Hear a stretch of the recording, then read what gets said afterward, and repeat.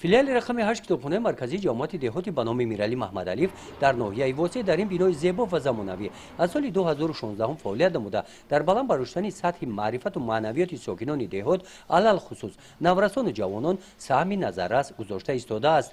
در کتابخانه زیاده از 5000 نسخه کتاب‌های بدیعی موجود می‌باشند. قسمت زیادی کتاب‌ها از نام ساکنان دهه به کتابخانه تحفه کرده شدند. هرچند که امروز در کتابخانه ما کتاب‌های زیاد هستند، اما هستند بعضی کمبودی که از حسابی کتاب‌های بچگانه کتاب‌های ما خیلی کم است.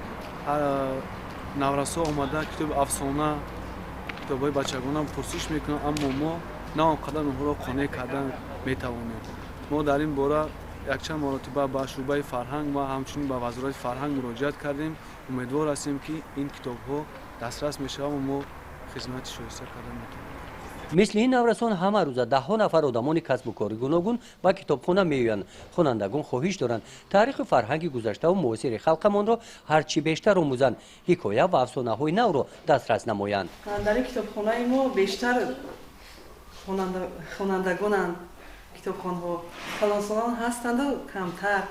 آنها بسیار کتاب‌های مثل بچگانه می‌پرسند. ما کوشش می‌کنیم از کتابخانه‌های رایون دسترس کنیم. طوری که ماموریت کتابخانه بیان داشتن شماره اعضایان کتابخانه نظر به سال گذشته امسال 2 مراتب افزوده از 300 نفر تا 1000 نفر رسیده است.